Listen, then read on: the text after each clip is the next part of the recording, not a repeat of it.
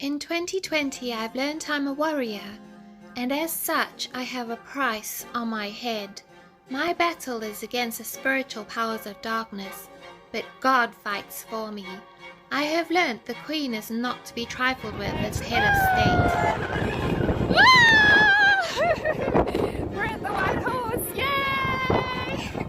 Love you guys. Thank you, Debbie, for bringing me up here. And happy birthday, not. Bye for now, love you guys. I have learned that my friends are so important when life is tough and that guys must be treated with sensitivity. I have learned that Fern and Felix, my cats, are the most loyal companions ever when life is hard, and that Elaine knits beautiful hats. I have learned it's okay to make a joke but to be careful of people's feelings, and that Westbury is important. And lastly, I have learned that Bitcoin might be something to invest in, if I can get rid of the credit cards. Good morning, everyone. It is good to be sharing with you on this first Sunday in 2021. I hope you will be encouraged by the following. One of the most important lessons this past year has taught me is the true value of family and friends and how much they mean to me. Not being able to meet at church or socially has been quite a struggle at times. While there is encouragement by speaking to someone on the phone or using modern forms of communication such as FaceTime or Zoom or whatever other platform one can use, it is not the same as being in the presence of that person or group of people, being able to shake hands or give someone a hug. I've especially found that hard regarding close friends and particularly family members, not being able to play with our grandchildren and share those special moments which are all too soon gone. Meeting with family and friends and church family is so important.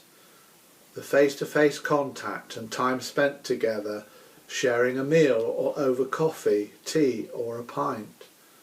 Worshipping together, listening to the message, praying together, discussing together, laughing together and even crying together are so important. The other day an elderly neighbour was outside her front door. I had not seen her for some while as she has been very ill. She was very sad and fed up and held out her arms for an encouraging hug, which I had to decline, and subsequently she started to cry.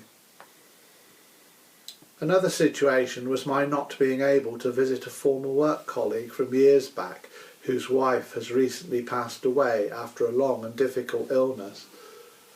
Both situations were upsetting and left me with a sense of frustration and sadness.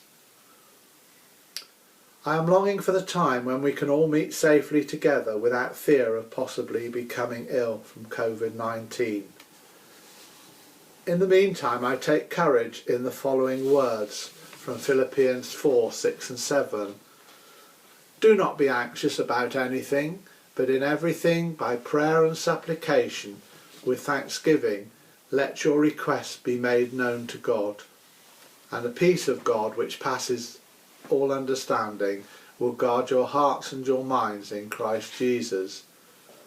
And from Psalm 27, verse 1. The Lord is my light and my salvation. Whom shall I fear?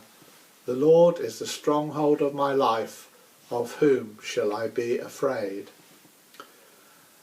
And finally, my UCB word for today Bible notes for New Year's Eve were entitled Let Go and Let God, and the Bible verse was Psalm 55, verse 22. Give your burdens to the Lord, and he will take care of you. He will not permit the godly to slip and fall. The writer of the notes finishes by saying, it means to focus on the purpose to which God has called you, not looking back with regret on the past and focusing instead on growing and living for the future. Letting go is about fearing less and loving more. Let go and let God. This is my fervent hope for us all. Wishing everyone much happiness this year. May God bless you all.